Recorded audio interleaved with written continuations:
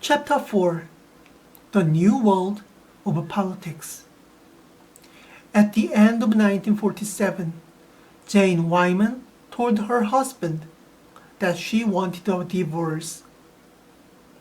For a long time, they had been too busy to spend much time together. Still, Ronald Reagan was taken by surprise. He took his daughter Maureen for a ride in the car and tried to explain to her why the family was breaking up.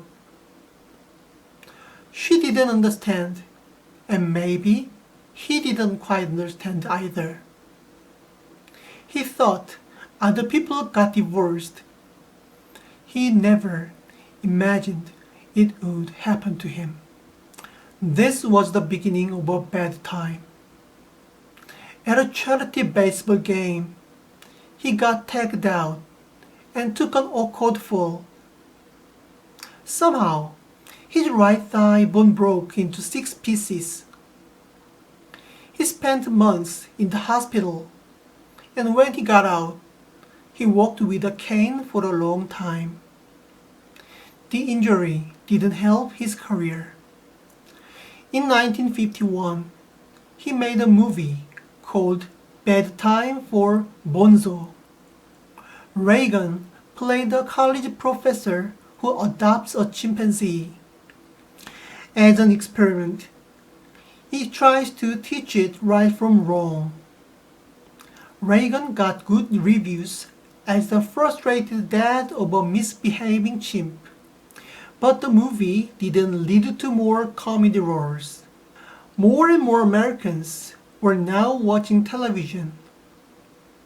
The movie studios were losing money. Theaters were a lot less packed than they used to be. Some people predicted that the movies would die out altogether. Why would anyone pay to go to a movie theater when TV was free? Of course, the movies didn't go away.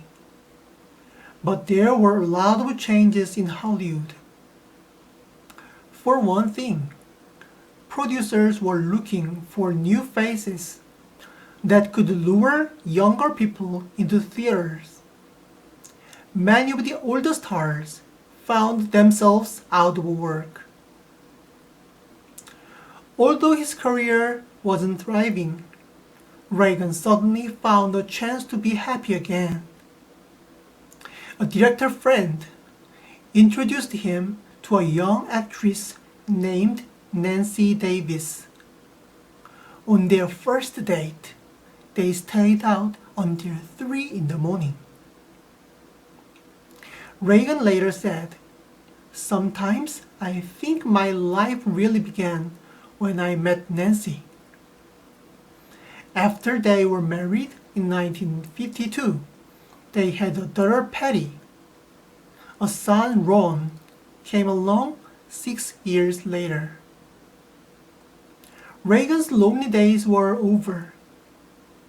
He had a family again. Maureen and Michael were living with their mother, but they came to visit on weekends. The children played in the backyard pool. Sometimes they went horseback riding. It took money to support the family, so Reagan started to look for work outside the movies.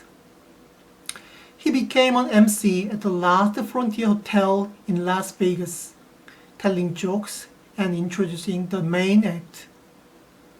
But he missed California and left after 2 weeks. In 1954, Reagan became the host of a television show called the General Electric Theater.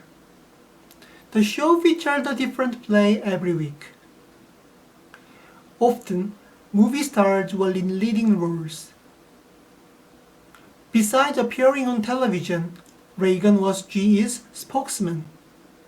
He spent months every year traveling around the country by train, giving speeches. General Electric had 139 factories, and he visited them all. Like his father, Ronald Reagan had always idolized Franklin Delano Roosevelt. FDR became president during the Great Depression.